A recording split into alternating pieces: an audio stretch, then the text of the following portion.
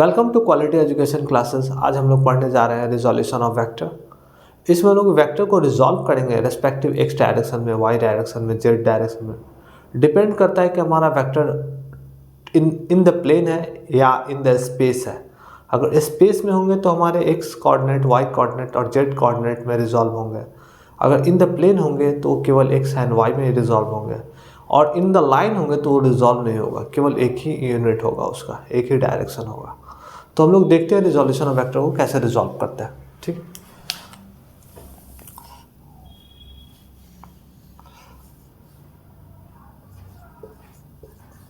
Resolution of vector, resolution of vector. तो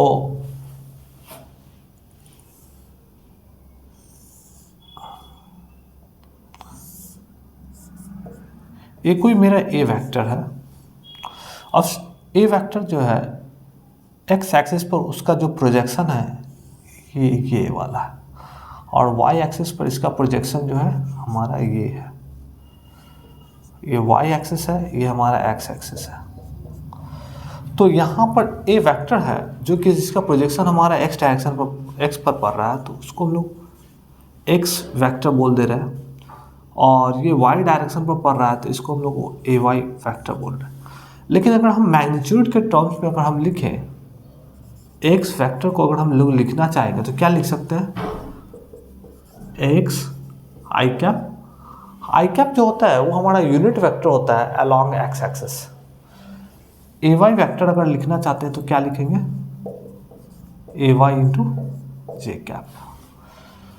तो हमारा ए वेक्टर कुछ नहीं है, ए वेक्टर हमारा रिजल्टेंट है एक्स और ए वाई का। तो हम लोग लिख सकते हैं क्या? A vector equal to X vector plus A Y vector.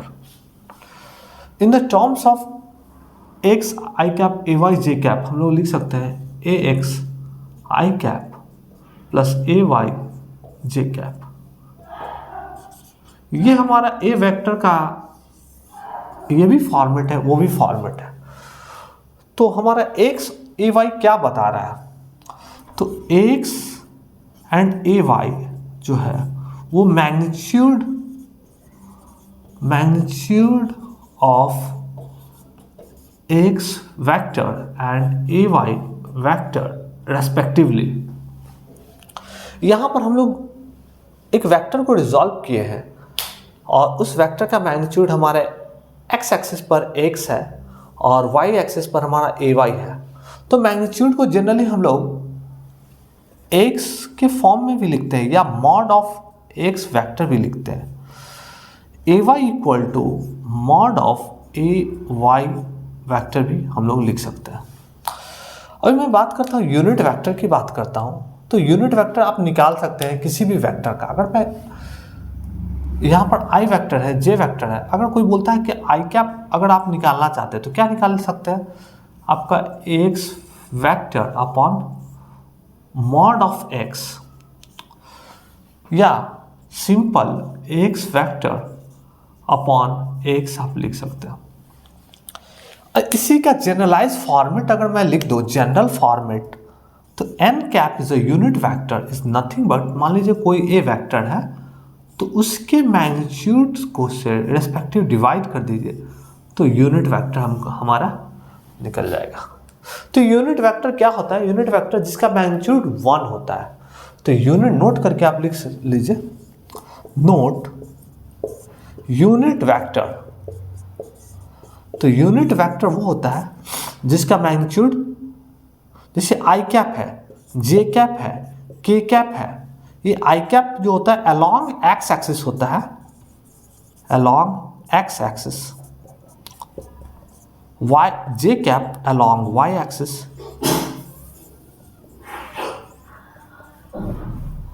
के कैप जो है अलॉन्ग जेड एक्सिस।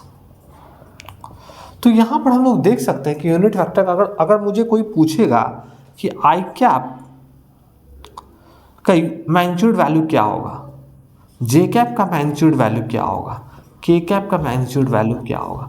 भाई सभी का मैग्नीट्यूड वैल्यू 1 ही होगा, नोट करके लिख लीजिए आप।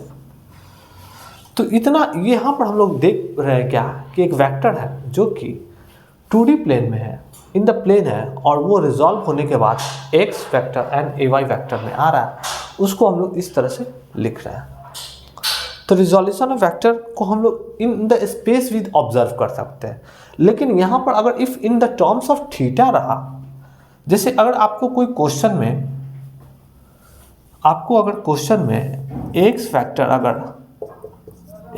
अगर 2i कैप दे दे और ए वाई वेक्टर अगर आपको 3j कैप दे दे, तो ए वेक्टर क्या होगा? X vector plus A Y vector, मतलब कि 2i i cap plus 3j cap. तो ये फाइनल कंक्लूजन हुआ क्या कि एक वेक्टर को उसके respective x and y component में ब्रेक कर देना ही हमारा रिजोल्यूशन ऑफ वेक्टर कहलाता है। Resolution of vector is nothing but vector का प्रोजेक्शन x एक्सिस पर, वेक्टर का प्रोजेक्शन y एक्सिस पर। तो हम कहते हैं क्या हो गया, हमारा वेक्टर रिजॉल्व हो गया। अगर x एक्सिस का वेक्टर हमको पता है, y एक्सिस का वेक्टर पता है, दोनों को रेस्पेक्टिव ऐड कर देते हैं तो रिजल्टेंट वेक्टर a हमको मिल जाएगा। यहां पर इस तरह से हम बात कर रहे हैं। If in the terms of theta की बात करें, if in the terms of theta की बात करें,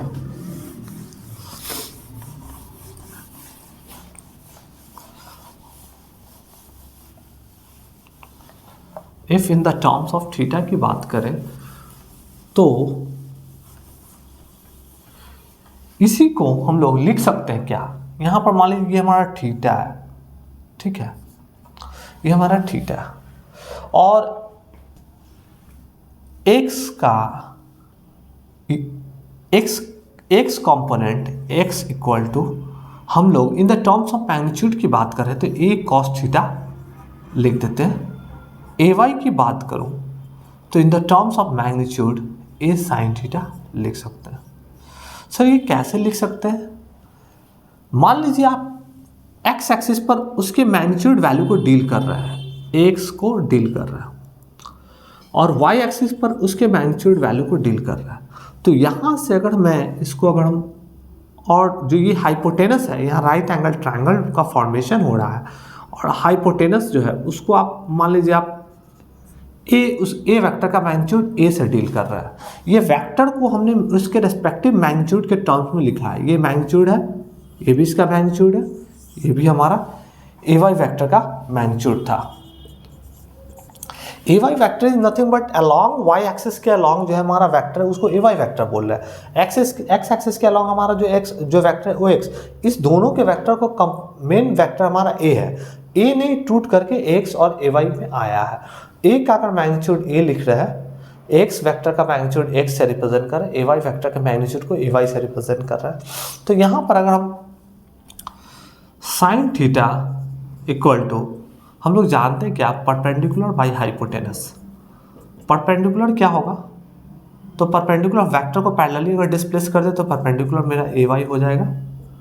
तो इसको लिख सकते हैं ए वाई, हाइपोटेनस मेरा ए, तो यहाँ से हम लोग A Y equal to A sine theta लिख सकते हैं, जो मैं नीचे लिखा हूँ।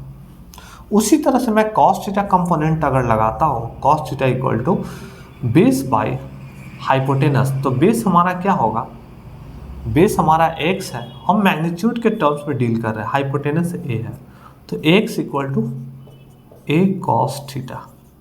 तो इससे ये क्लैरिफाई हो गया कि हमारा जो वेक्टर था उसका वेक्टर का एक कंपोनेंट जो x के अलॉन्ग है उसको हम लोग cos थीटा से रिप्रेजेंट कर रहे हैं, और जो y के अलॉन्ग है वो हमारा क्या हो गया, sin थीटा के कंपोनेंट्स में टूट गया। तो इस ए वेक्टर को हम लोग जो भी लिख रहे थे, ए वेक्टर को लिखने का तरीका था हमारा x vector plus A Y vector, पहला तरीका ये था। दूसरा तरीका हमारा था x I cap plus A Y J cap. तीसरा तरीका हम लोग लिख सकते हैं ए कॉस थीटा आई कैप प्लस ए साइन थीटा जे कैप। ये हमारा वेक्टर को लिखने का तरीका है। इस तरह से हम लोग वेक्टर को लिख सकते हैं। एक चीज़ और मैं बात करूं, ए वेक्टर के मैग्नीट्यूड की बात करूं, तो ए वेक्टर का मैग्नीट्यूड क्या है? It is nothing but the hypotenuse. अगर आप मान लीजिए ए वेक्टर का मैग्नीट्यूड की बात करूं तो इसको इक्वेशन 1 मान लीजिए और ये इक्वेशन 2 मान लीजिए। आप दोनों को स्क्वायर करके ऐड कर दीजिए, दोनों को स्क्वायर करके ऐड कर दीजिए। तो अगर मैं ऐड करता हूं तो यहां देखिए, एडिंग इक्वेशन 1 एंड 2, तो क्या लिख सकता हूं? A Y square plus A X square equal to A square sine square theta plus A square cos square theta. तो अगर मैं ए स्क्वायर अगर यहाँ से कॉमन ले लेता हूँ तो sign square theta plus cos square theta, तो यहाँ पर जो वैल्यू आएगा sign square theta plus cos square theta का वैल्यू होता है 1। तो ये हमारा वैल्यू 1 हो गया। तो ए का वैल्यू क्या हो जाएगा? A is nothing but under root X square plus A Y square. यहाँ से हम लोग समझ पा रहे हैं, X square plus A Y square. अगर मैं एंगल की बात करूं, तो इसका एंगल क्या होगा? तो अगर मैं रेस्पेक्टिव इक्वेशन 1 एंड इक्वेशन 2 को डिवाइड कर देता हूं, if I am dividing equation 1 and equation 2, अगर मैं कोई स्टार कर रहा हूं तो वो एग्जाम पॉइंट ऑफ व्यू से ज्यादा इंपॉर्टेंट है। तो यहां पर आप देखिए, इक्वेशन 1 को अगर इक्वेशन 2 से डिवाइड कर दे रहा हूं तो क्या मिलेगा? A Y upon A X equal to A sine theta upon A cos theta. जहां पर ए कट जाएगा तो tan theta equal to A Y upon X का वैल्यू आ गया। ये हमारा क्या है? ये हमारा एंगल्स के फॉर्म्स में यूज होगा। ठीक है, ठीक है। यहां तक हम लोग रखते हैं resolution vector in the what 2D plane.